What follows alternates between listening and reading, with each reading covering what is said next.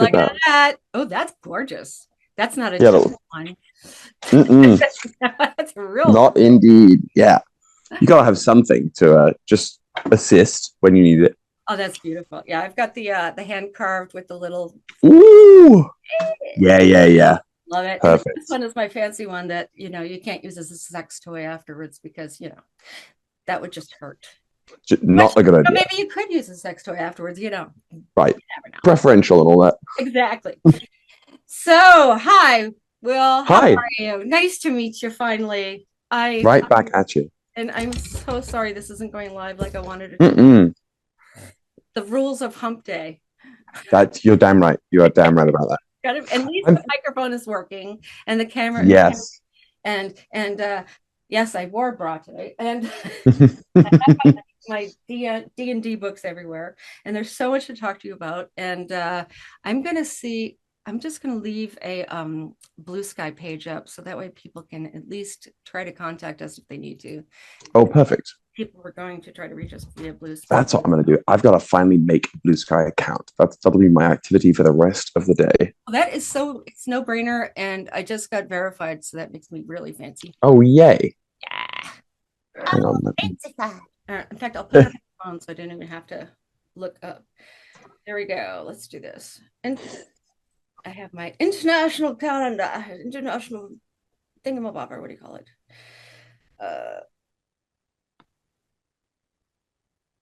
I'm just letting the planet know. Okay, we're trying to go live. But I can't. I have fat thumbs live, but OBS is a bitch. But OBS stands for only bitch, son. That's you're again damn right. It just like it never works the way you want it to work. Because I run a D&D stream on the side, and sometimes we try and do pre-recorded episodes to like drip feed out. Yeah. And we use OBS for that, and it has never once been kind. And it's not ever. Because I used to run on OBS all the time back in years ago when I did the Sims Twitch streams I used to do. So yeah, I just posted that to people, so hopefully they'll see that along with my fuck Trump posts. Great. So perfectly balanced. All right, since I'm going to record it and I'll send it to my editor, I was going to do all the editing here, but I'll send this to my editor. This is our slate for Muhammad. This is our slate for 20-Sided Tavern. This is our world champion interview. And let's play. My accent suddenly becomes Bostonian when I become antisocial. Wait, are you from? I'm originally I'm Boston born, Boston bred, thick in the arm, thick in the head. Where in Boston? I grew up in Roslindale, which is part of actual Boston. It's not like in Worcester. Look at that. Yeah, I spent from 2007 through 2018. I lived in Newton. Oh, you're one of the Newton people. Yeah, I am. Somebody just talked to me from one of the filmmakers that did the Evil Sublet. Sure. Her husband's mother lives in Newton, but not Newton like where the people live. She lives in Newton by Wellesley. Oh, sure. Out in the woods, kind of. Yes. Great. Where they have the help has help. Exactly. Oh God. Yeah. Yeah. We don't drive our own cars. We have our driver. Cool bus Oh my goodness. Well, that's fun. Okay. Were you in school there, or were you just? Yeah.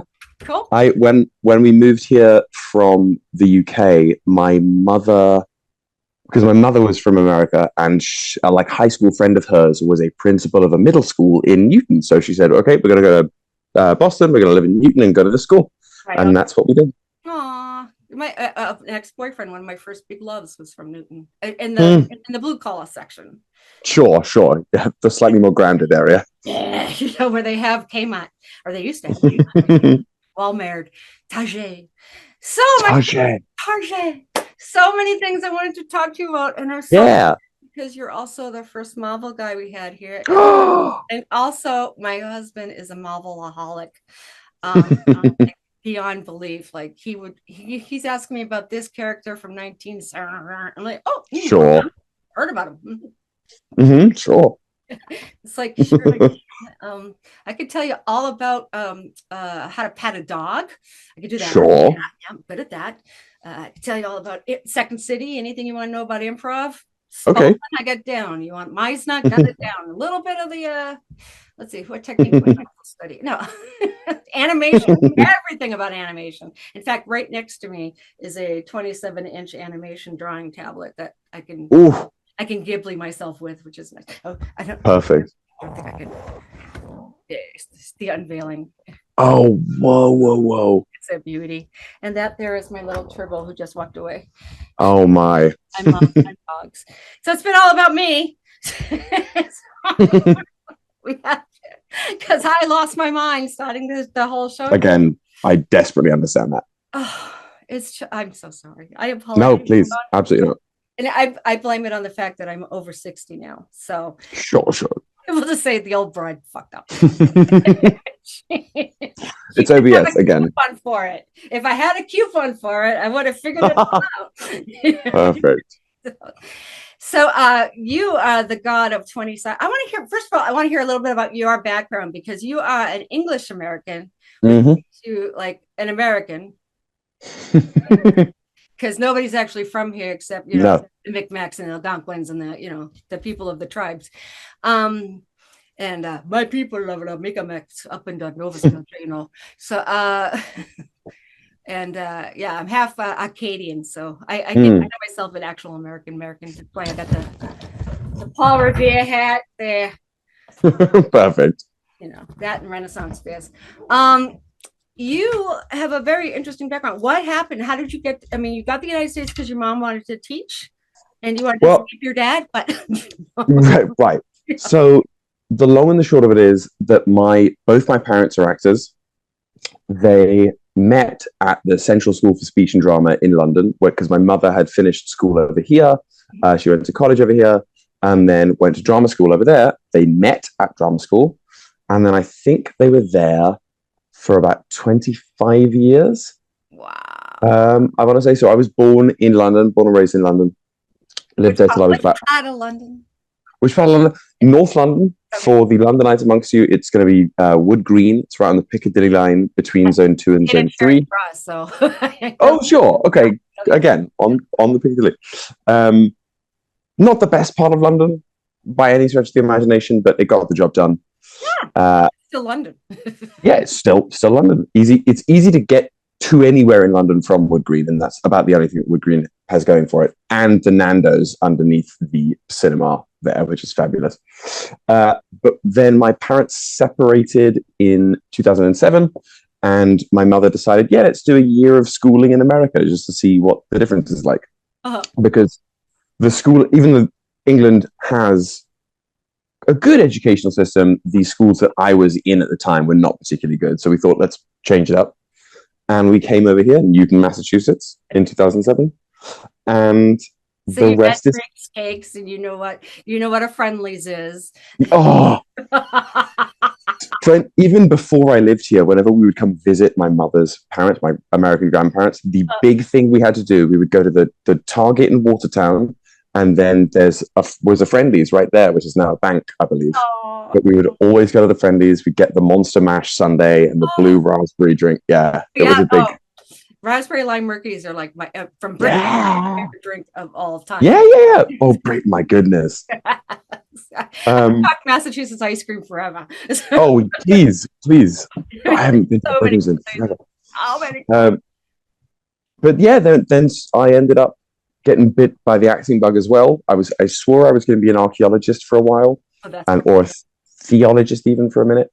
But then, really, well, just because I always thought, particularly as I was growing up and in high school, any of the religious texts, I was obsessed. I still am obsessed with myths and legends and mythology. Right, yeah, the whole Joseph Campbell side of it. Yeah, exactly. So looking at religious texts like myths was something that really, really interested me. But it all became naught because I decided I want to act instead. And then I ended up going to Ithaca College up in upstate New York. New York, sure. Well, everybody talks perfectly fine up there in New York. They absolutely don't have normal an accent whatsoever. No. And then now I'm here. That's brilliant. So what made you? Were you always into Dungeons and Dragons, or were you normal? Because I I was normal. I think I presented normal for a while. I don't think there was ever any hope, you know, because I got into Lord of the Rings really, really young. I credit the Lord of the Rings films with a large portion of why I am the way I am today. You and Stephen Colbert. Yeah, really and truly though, it. I would not be the same without those stories. Oh, I think a lot of people wouldn't be the same. But in any case, I played one session of Dungeons and Dragons in middle school, seventh grade. I think it must have been third edition, not even 3.5. Uh, which one do I have here? I think I have four. that I think is fourth or fifth. I think it's four. Honey, is this I have my. five? We have. Where is my? Yeah, here we go. Oh yeah. Oh yeah. Right here. My D&D shelf is right down there. There we go. We've got a room full of it. Yeah. So I played, seventh grade. I was a dark elf who their only goal was finding magical sunscreen so they could hang in the sun with their friends. That was it. That's actually usually what I play. A hoppa, a dark elf. Yeah. Yeah. So then I never played again or didn't play again for many, many years. And it was freshman year of college when I started realizing that being a nerd publicly was okay and perhaps even a good thing. Yes. Because I kept it to myself for years. You know, you watch anime, been watching Naruto since I was a kid, and you just don't talk about it because it doesn't. You just please. I was been playing video games since I was 7, and I again never even talked about it publicly until college. And my now dear friend, his name is Woody Minshew. He introduced me to D&D again. We played a brief campaign in 3.5e that year. Then we switched over to 5e when it came out the next year. And I have never gone a year since 2014 without playing Dungeons and Dragons. One of my people. Mm-hmm. It's so cool because it really is. It was when I was a kid, a little bit before you, and Dungeons and Dragons really started when I was maybe in first grade. Literally started when I was in first grade. Originally. Yeah, so I didn't hear about it until I was in third or fourth grade, and then it was like, that's devil stuff. You can't do that. Right. Devil stuff. But man, if you want to act, what a way to start. Yeah, brilliant. Storytelling and becoming and reacting and emotions. Oh, so and you're doing it. One of the things that's always separated it from like choose your own adventure books or role-playing video games, where I love me a good role-playing game like Baldur's Gate or Dragon Age, but you're doing it in a vacuum. Yeah. Whereas when you're sitting around a table with your friends playing D&D, it's not only reactive, but you're building something new together. Yeah. It's not antisocial. Like not at all. Yeah, like many of us. Yes. Well, my name even. That's brilliant. The name. Brilliant. The whole idea of and since COVID hit, I mean, just the idea of reaching out to another human being is so hard for so. Yeah. Even those who were very social beforehand, it's like, I mean, I did stand-up comedy since 1981, a shitload of years. Even then, you see people still wearing masks when they go to the clubs, and they're still trying to move their tables away from people because they're afraid they're going to be contagious. To which I take out my starch and stuff, and yeah, I got to do nerd comedy, but just seeing the idea that people are learning how to be human again, and then they're not doing it right. Have you had an incident where the rudeness just becomes part of who they are now?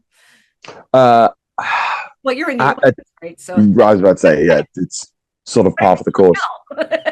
Yeah, I mean, I think it's been a weird few years, and some people came out of the isolation of the pandemic and were changed negatively by it in a way that I think it was, as somebody who I survived the whole pandemic doing as a pay-to-play DM. That's how I made rent, was DMing, really.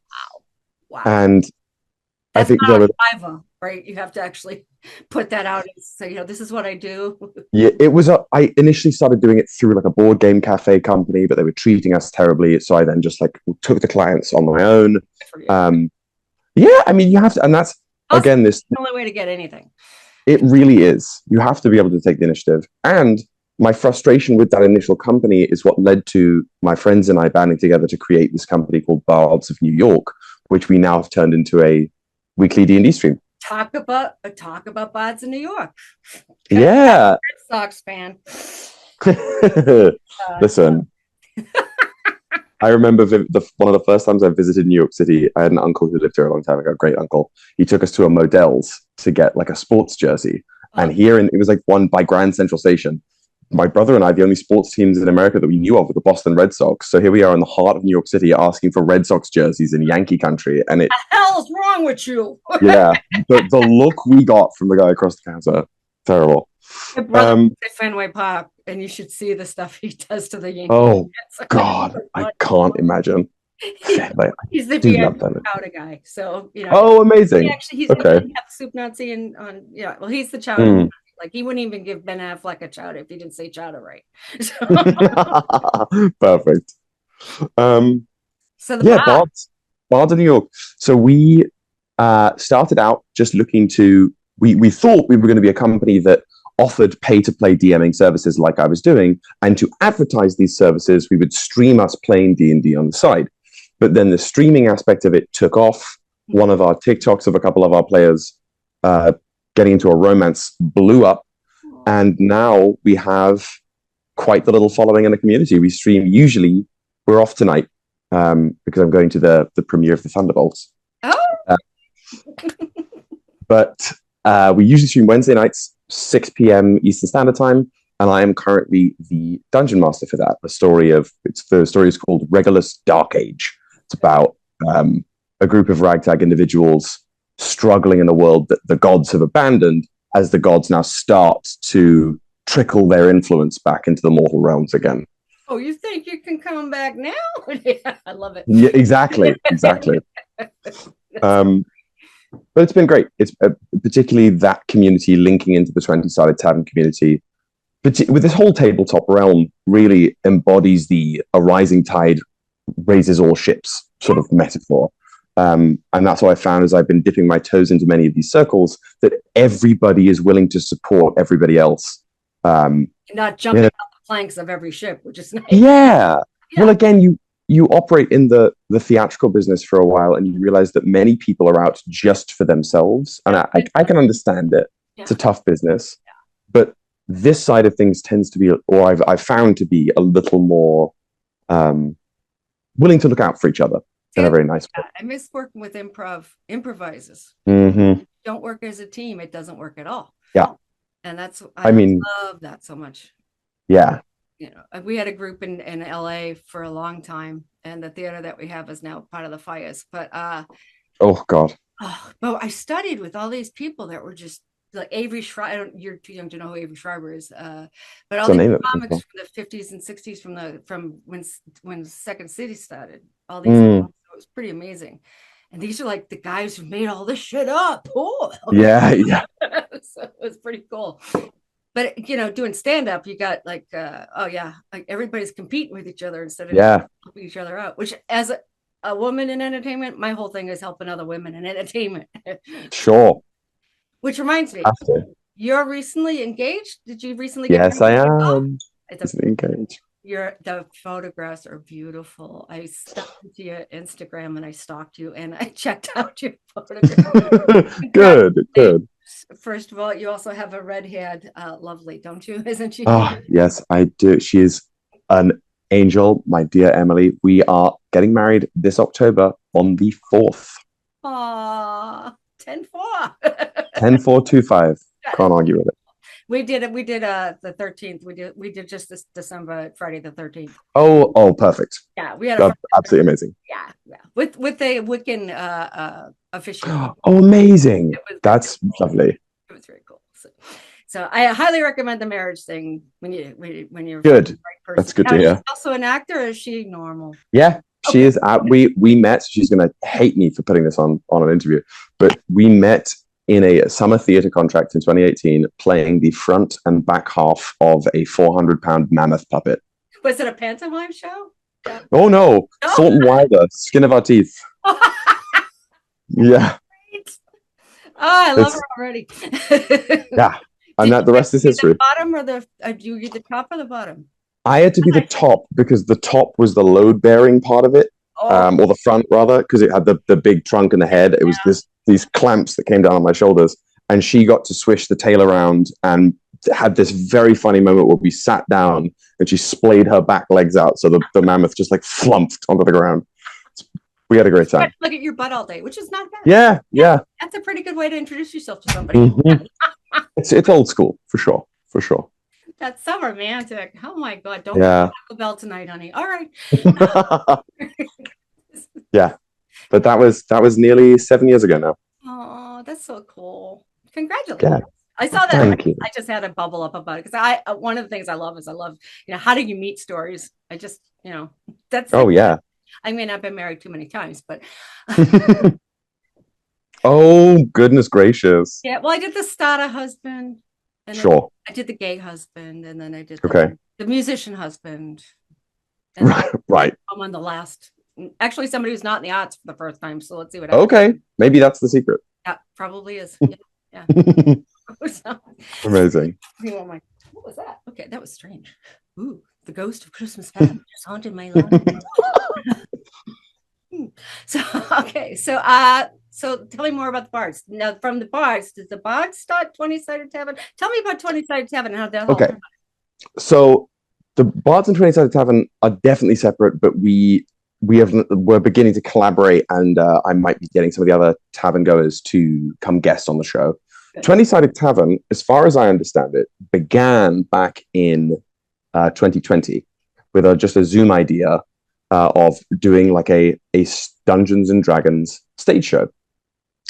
And it went through various iterations, all without licensing. This was like an unofficial show where, they could mention dungeons, they could mention dragons, but never the two at the same time.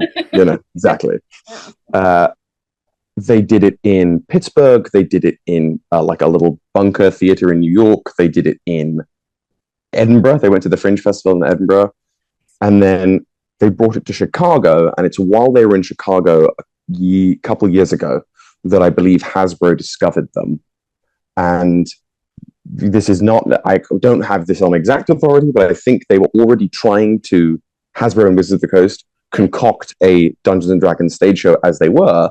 And then they found the tavern and said, wait a minute, they've already figured it out. Let's license them. So I get involved a year ago, last March, because they brought the auditions for the official off-Broadway New York run. They were doing it in New York City. I went through the audition process because I had the guy who does the art for the 20-sided tavern, Noah Ruff. I was a colleague of his at college in Ithaca. So he had sort of made me aware that this was happening.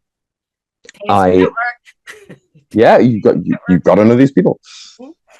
I audition, go through the process, and do not get into the cast, but get into what is called the resident company, which was essentially like the players on the bench behind the bench. There are about 12 of us. Sports, they had the same thing.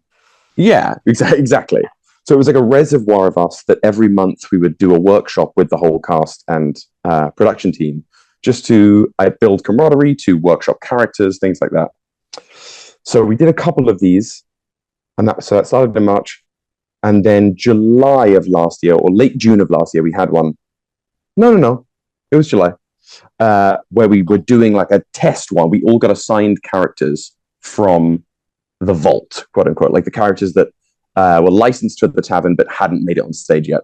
And I remember doing a workshop with Gordo Ramekin, this like halfling Gordon Ramsay chef. That's the concept.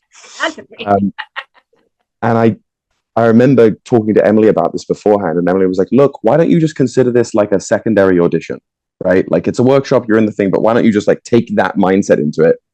And little did I know that was exactly what it was, because about 2 weeks later, I was on the way to San Diego Comic-Con for my first time as a panelist. And as I landed in San Diego, I opened my phone to just an email out of nowhere saying that I'd been offered a contract at the tavern. And you were in San Diego. Two really awesome things at the time. It was a great weekend. A great weekend. Oh, God. I've done it many times. Oh, yeah. It's Did you dress perfect. as anything that weekend? So that weekend I didn't. I'm usually big on dress up. Or cosplay rather. But Because you since were I was flying out, yeah. well, not even that. But like, I just didn't. I was flying all the way out for 2 days. I didn't want to bring my like suit of armor or God knows what. I did bring my Magneto helmet just in case something arose, but it never ended up panning out that way. Uh, but I think the last time I was at New York Comic Con here, I there's a show called Delicious in Dungeon that I'm absolutely obsessed with, and I had a friend of mine help 3D print a full suit of armor from one of the main characters, and I wore that around, but not in San Diego. But that's still awesome. That's so Yeah, yeah. yeah, we're You know, Renaissance fairs and everybody dresses as everything at Renaissance fairs, so I totally get exactly. it. So, totally. Exactly. But yeah, that's been the tavern experience, and it has really been phenomenal. It's made me. I would never have considered myself an improviser before. I'm a voice actor primarily these days. The voice is spectacular. Thank you. But oh, I've only heard that voice. I heard that. Yes, he did it. 10 o'clock, 10 p.m. voice is what we call it. Yeah. Yeah. It's 10 p.m. Do you know where your kids are? You know where the kids are. Yeah, so I was sort of backing away from stage auditions because I wanted to, after this whole thing with Marvel and the Vision gig, I really wanted to double down on it. I love the way it feels to be in a booth.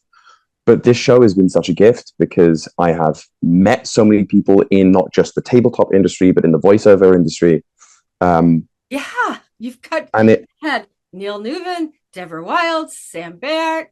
I mean, rock stars of voice. Yeah, absolutely. They're all just angels to work with. Sam and Anjali were the two voice actors who came in most recently, and Sam came in with such like she's a powerhouse. Yeah, it was like they'd been there the whole time. They were absolutely amazing. All of them have it. Sam, total crush on Sam. Of course. I tried to get her to see if she wanted to sit in on this with us, but she was unavailable. But I asked her. I mean, God knows their schedules are all absolutely so insane. busy because she's in every game out now. Yeah, her and Jennifer English are like, you're in this one, yeah, I'm in this one. You in this one, yeah, I'm in this one. Crazy. Yeah. But yeah, it's been lovely. I feel like a more trained improviser now, and working with this cast of people who are just so lightning fast. You have to up your game. You know, when you're working with people who are at that caliber, you just simply have to keep up, and that's been a lot of fun. And improv is a fast sport. Yes, it is. But you know, the biggest trick of all, of course, is have those 30 pieces stuck in the back of your head. So if you are stuck, you go right back to this one worked. Yeah, you pull something out. There it goes. Yeah, exactly. Yeah, that's how Ryan Stiles works, and he has complete characters in his head. He just okay, this guy will work here. So, fabulous. Cool. Now, do you sing as well, or is it just tell us about the stage show? I know you have to bring your phone to participate. Yeah, so the way this show functions is that the basic skeleton of the show is the same every night, right? You start in the tavern in the Curious Hedgehog. A wizard will arrive in jeopardy and say that I need these three heroes to save the world. And then you follow this wizard through to try and figure out what the source of this strange magical fog is that's corroding Waterdeep. However, the audience has their phones out with this software called Gamiotics that you scan a QR code at the beginning, you get taken to a website that allows the audience to make choices. Like, are we going to go left or right? Are we going to make a perception check or a deception check? Mm-hmm. Oh, sorry, a persuasion check or a deception check. I was testing. And also, yeah, strong lock-in. But the real thing that I find changes the show the most, because a lot of the show we just get to now, the show has changed over the past year. Yeah, it grows. Well, like again, we now have fewer and fewer scripted moments and are just playing D&D up there, right? We can ask to make certain checks or try. I'm a big fan of trying blood magic at every opportunity to, there's one show.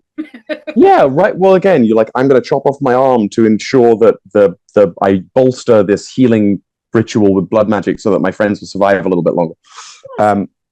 The thing that I think from the audience's perspective changes the course of the show the most is that they get to name everybody we meet. Everybody. Every NPC in the entire campaign is named by them. So one show, Bottom. well, yeah, well, one show we had somebody name the main wizard Gandalf, right? Very on the nose. Yeah. But as a result, we tracked into doing a spoof of Lord of the Rings throughout the rest of the show because she wants to be other, static about. That was yeah, of course. I mean, you have then people, the audience getting wise to it and naming one of the other NPCs Balbo Biggins, things like that. But then again, a few nights ago, we had somebody named the main wizard God. That is very on the nose.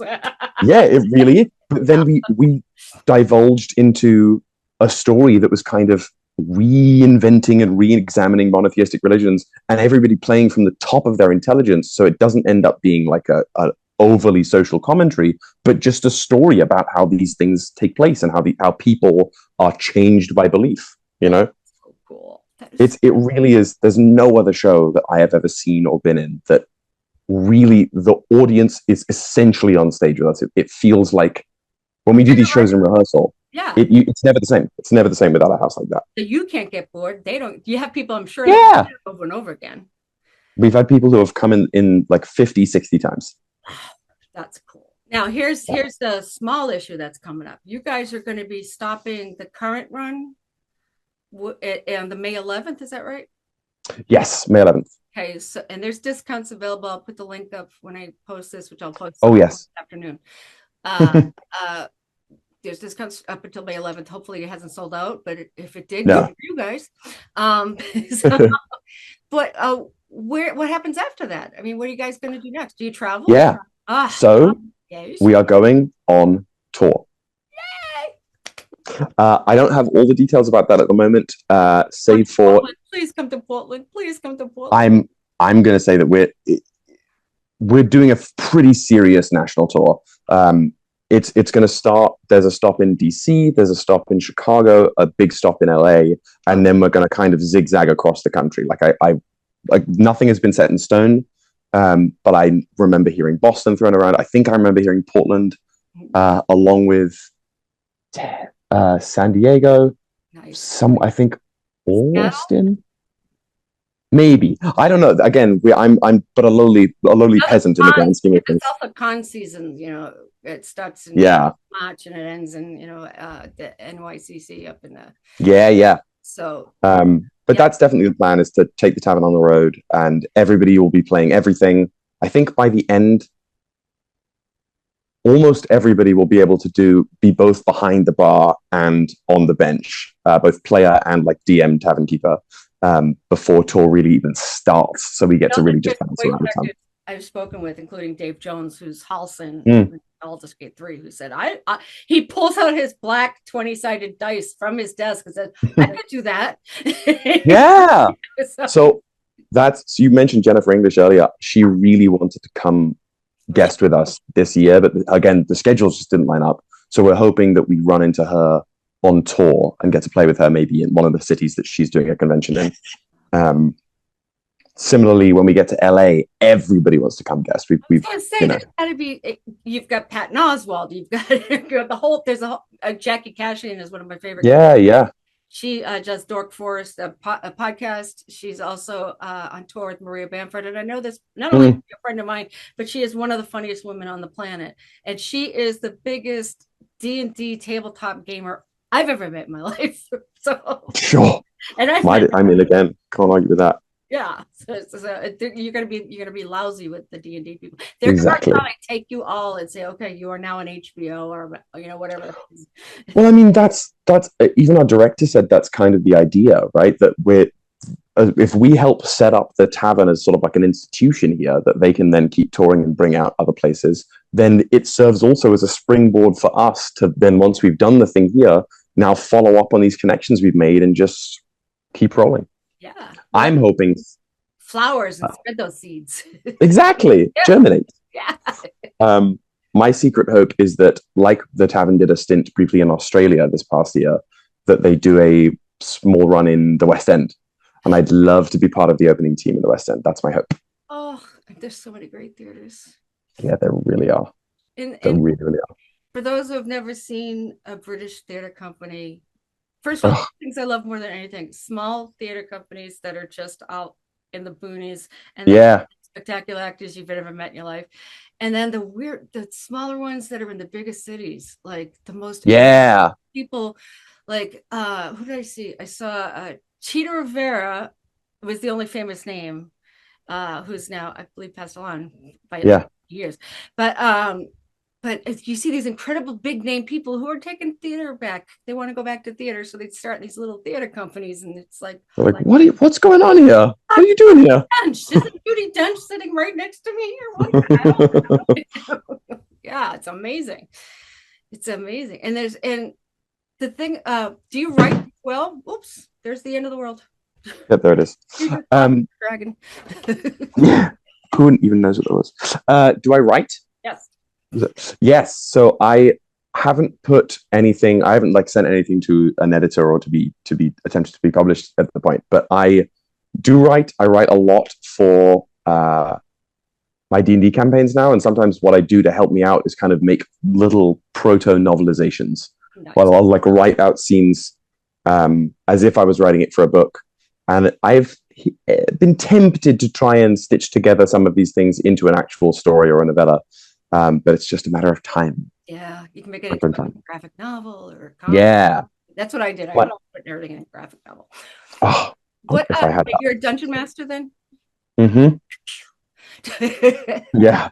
Listen, as you said before, it's that devil stuff. Yeah. Yeah. So that's so much. I mean, you start as a player, and then your DM doesn't want a DM for you anymore, and they want to be a player, and you say, "Okay, I'll try it," and I love it. I think it's my preferred place at a D&D table. I couldn't even necessarily tell you why. I like the world building. I like myth making, well, to and me, then you getting got that writer brain, so I figured that was yeah. Yeah. I mean, you get to create this setting and all these multifaceted parts of it, the history for it, the gods for it, and then you give it to your friends. You give it to a group of people that you trust more than anyone, and you say, "Fuck it up, tear it apart," and then it's like having to adapt to the changes they've made and the decisions they make in your little world. It then becomes this shared universe that is simply not repeatable ever again. And I love that. It is magic. It's absolutely in the truest sense of the word and in the literal sense of the word. Yeah, it's just absolutely. And the places it takes you when you get out of your head and you actually enjoy life. So, that's a nice feeling. Yeah, just a little bit. Yeah, just without sometimes Prozac is good, but sometimes hanging out with your buddies and slaying someone is kind of fun too. Earning some experience in a dungeon crawl is absolutely a drug as well, for sure. Absolutely it. Now, you ended up somehow, somewhere, making it as a voice actor in the What If series. How did that come about? Is this another good association networking instance? No, not even really. I dove into voice acting like many people. I'd always wanted to do it. They didn't teach it at college, but I sort of forced my way into. I remember in a like audition techniques class in senior year of college. Instead of doing things on camera, I would petition to like do little voiceover segments instead. Because again, one of the things that made me want to be an actor is the Batman animated series from the 90s. It was Kevin Conroy, Mark Hamill. That's the one my husband's addicted to. He watches that. Yeah, it's some of the best television that's ever been made. And it's one of the things that like proves that voice acting is an artistic medium. So many things do that, but that was one of my linchpins when I was a kid. So in 2020, a colleague of my family made some Facebook post saying looking for voice actors who speak Latin, and I said, "Well, I can do that." That's yeah, Weni Bidi Biki, as it is. Studied it for 7 years, so yeah, I'm with you. I am absolutely with you. So, and I remember I went in for this. I auditioned for this. It was for a dubbing gig for a Netflix show that was set in the Roman conquest of Germany.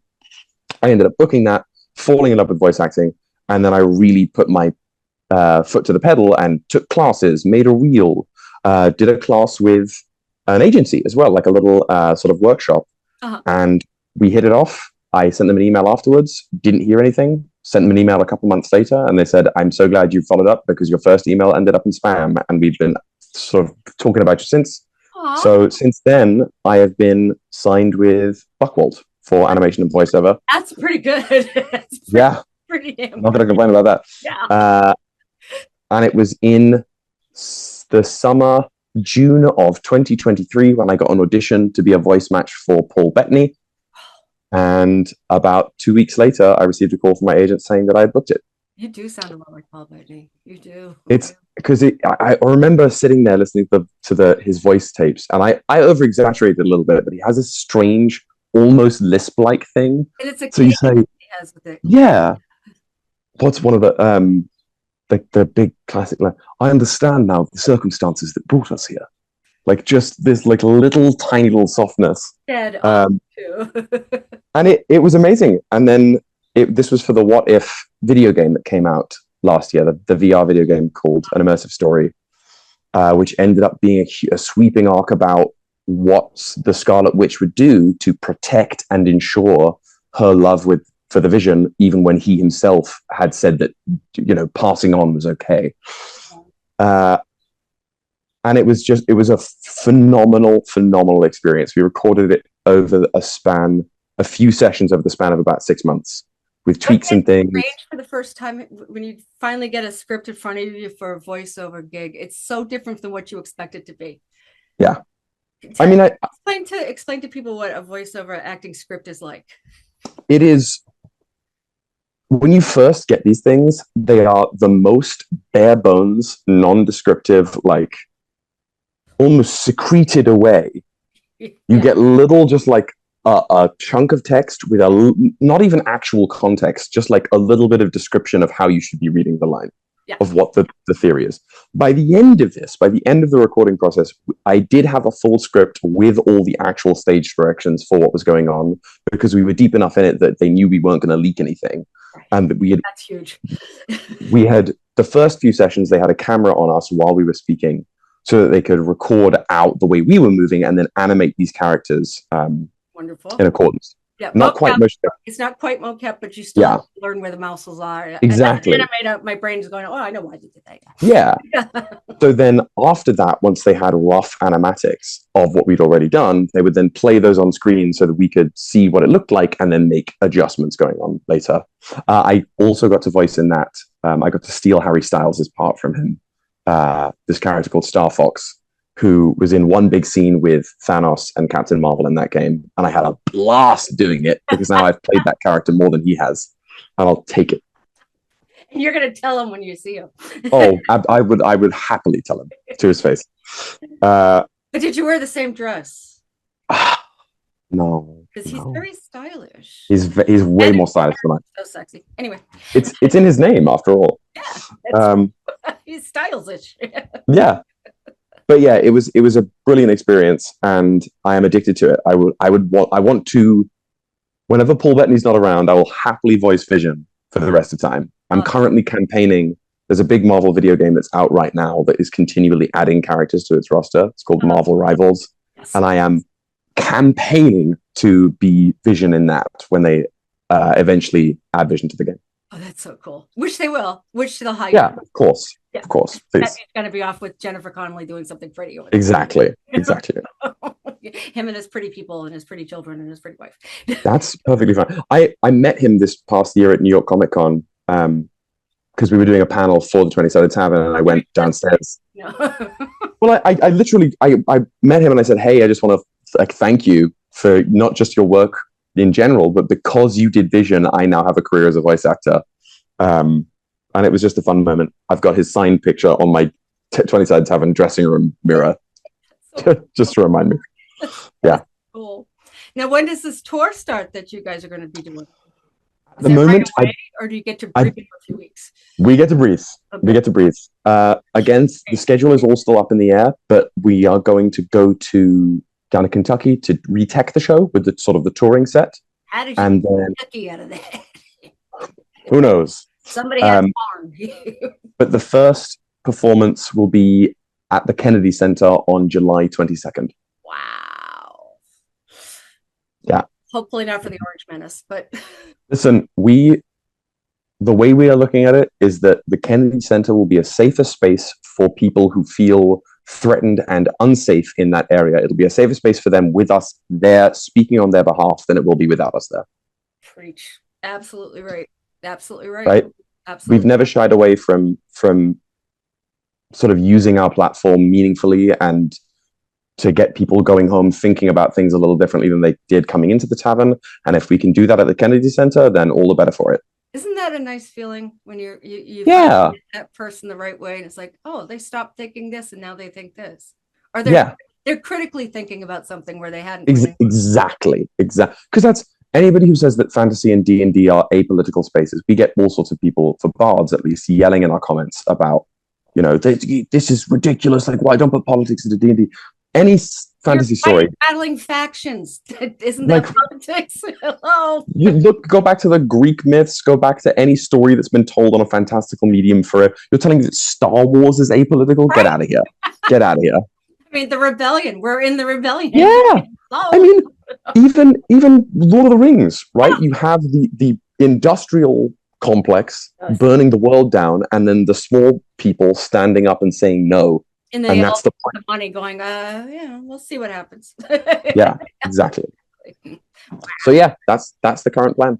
That is brilliant. That is, I'm just so excited for you. And we just talked yesterday. I just talked to Tom Mitchells, who was a director on Baldur's Gate 3, and he also he was the one that directed Neil Newbin in the. Have you played Baldur's?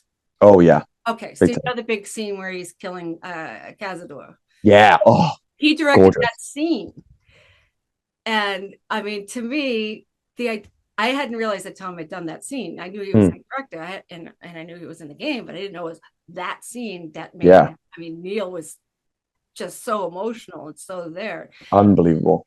When you're doing a show like you're doing, how is it directed? How does that work? So our esteemed director, Michael Fell, he is a just fabulous asset to the team. He has seen the show so many times by this point. Yeah. But he really gives us a lot of leeway, and mostly what he's looking for is, because there's a bit in the beginning of the show that's sort of more scripted than not, as we sort of introduce the audience to how this is going to work. That's what you're doing. Yeah. Yeah. So he ensures that we hit our marks during that, and then for the most part, just gives us little guideposts, of like, well, this kind of thing works, or there was a little bit too much crosstalk in this section. This bit or beat that you hit here, that was fantastic. The more we can lean into beats like that, the better. He'll encourage us sometimes, because often the show leans to be quite silly, which isn't a bad thing at all. But some days the show will end up being grounded and relatively serious by the end of it. And initially, because that's sort of more my wheelhouse for D&D, initially I was worried about that. But when we push the envelope, when we break the rules that have been set by the structure of the show, Mike will always be the first person to either say, like, great, absolutely, keep doing that, or let's re-examine that particular bit of rule breaking and see how we can better streamline it. Excellent. He's unbelievable at walking the very fine line between being a true director, being an actor, and being a friend to us all, while not putting too heavy of a hand on a show that needs to be malleable and flexible to work. I don't know how we would have done this without him at the helm, for sure. And how did the show originally start then? I mean, that's a question better suited to either Maddie or Alex Murray, because they've been around since the very, very beginning. But I think genuinely the person who was the sort of original creator of the show is no longer part of the process. He just had this idea for D&D on stage, and he happened to be running a D&D game for Neil Patrick Harris's kid. And we knew Neil back 100 years ago when he was doing that. Yeah, because my Penn and Teller. Yeah, exactly. So, because again, there are a lot of little magic-y stage tricks in the show as well, here and there. Nice. And I think that's sort of where the evolution tracks on. But yeah, this guy, David, pitched this idea to Neil, and Neil was interested, and the rest is history. Wow. He's a great guy to know. He really Yeah, is. And he's so supportive of other artists who are just starting out. He's not just, all talk and yeah, that's not what like, you need in this industry. yeah, I'm sure he's going to get you hooked up to all sorts of people in LA. I can't even imagine you guys leaving LA without everybody getting a pot for they have this thing in LA Yeah. called Pilot Week where everybody in the world Mm, for everything in the world, and then they get to do things in front of audiences, and they decide they're going to be sold as pilots. Now everybody in the audience knows what that is, but yeah, but Pilot Week is like when everybody tries to get to LA because that's when you sure. get to hear from, oh, who's this Tim Allen guy? I've never heard of him before. Oh, now he's, Right. yeah, Oh, now we know who he is. well, again, when we're out there, that's the leg of the tour that everybody is so excited for because we've worked with Abria Iyengar and Erika Ishii and these Becca Scott now as well. So Anjali too, what an absolute legend. So we have all these LA connections, and we're hoping that when we're out there, when we're not doing the show, we can maybe come and hang out at Dropout or Dimension 20 for a day or two. And The big Joe M, and see what his crowd is yeah, doing. exactly, exactly. Oh, look, we Um, get some machines here today. That's nice. that's the hope at the very least. Oh, it's gonna be so much fun. You guys are gonna. Pat and Oswald's gonna be on stage with you guys. You Yeah, know yeah. that's gonna happen. You know that's gonna happen. So, if you weren't doing the show, what would be the show that you would like to do, We're talking specifically stage show. or anything? Let's say specifically stage. No, let's go with everything. Let's go with everything. Okay, okay. I'll give one of each. On stage, I will not be able to die satisfied unless I have been in a production of Sweeney Todd at some point. You want to be the barber? I want to be the barber. Yes, yes, yes, yes. Yes. Honestly, I'd take anything, but I cannot dance, but I can sing, and that like baritonal rate, that's like where I live, and it's just the most brilliant musical that has ever been It's one of put to those. pen. I think It I know absolutely. so much of it just locked in my head. Um, and then on the voiceover side of things, as far as shows are concerned, I would love to be in X-Men '97. I would love to do that. I've auditioned for it once. We'll see if anything comes of that because they film or they record way in advance. So I think they're recording season 3 now or something, even though season 2 hasn't come out. But shows like that, I would love to do That's so. something like that That's so cool. for sure. I could see you doing voice for another 60 years for sure. Easily. Oh, it's a Easily. marathon, not a sprint, and I am going nowhere. That's it. You're gonna have kids fighting you, your own kids fighting you for roles, but that's all right. Damn right. Yes. That exactly. Start your own production company. Right. So, 1 bit at a time. one kid at a time. This has been, you are so wonderful to talk to, and I'm having so much fun. And I'm so sorry to the world that we had technical difficulties, but I'm going to take my magic wands and we're going to play. I also have my drumstick. Yeah, 6. I'm going to Yeah. play with my green screen a little bit more. I'll take out my Star Trek stuff and my Klingon outfit. Perfect. Do I have all my other fun trinkets are elsewhere? If I had anything else to wave at Bring you. out my weapons just in case we got into a moment. So, which happens. You can't see it, but over there in that corner of the room, there is I have a thing that's like a miniature English red telephone booth, and it is filled with my weapons. There are so many swords over there. There's a Gandalf staff up in the back. See, I have all my Doctor Who stuff, which is my other thing. Yeah, of course. Every sonic screwdriver ever made from, and then who's your doctor? My original doctor was Tom Baker, but okay. I adore Matt Smith. I know everybody's a David Tennant fan, but I love Matt Smith. Mm-hmm. Absolute Capaldi and Sean Pertwee. I mean, come on, little jelly babies. He was the jelly babies, right? No, Tom Baker was the jelly babies. Oh God. Pertwee was the fluffy collars and the fluffy outfits. What, did I lose you? You still there? Oh, there we go. Things are frozen. Yeah, you froze. A wee bit. But you got a great picture. You look good. Can you hear me?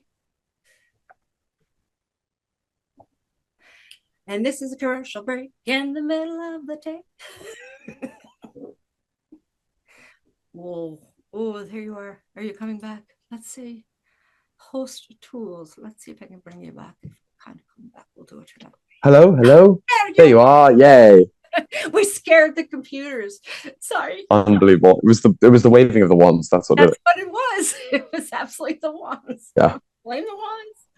Oh, I blame the sonic screwdrivers because we started talking about those. Oh yeah. Yeah. So this will Kirby be was my a guy, so unbelievable. yeah. Um, yeah, I was remember exactly where I was in London. I think it was 2005 when Doctor Who came back. It was with that. Oh, Eccleston gets nowhere near enough credit. I would have watched him for 3 more seasons. Yes. And I was really reticent as a kid about David Tennant. I didn't want to like him, but he is affable. He's such an affable guy.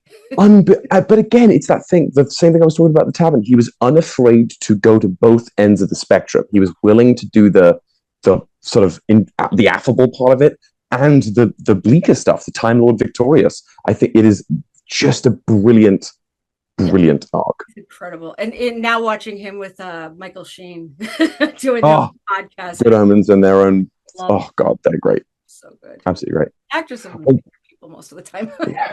It's we're a double-edged sword of a people for sure. Three of the best people in the world are everybody needs, psychotherapy.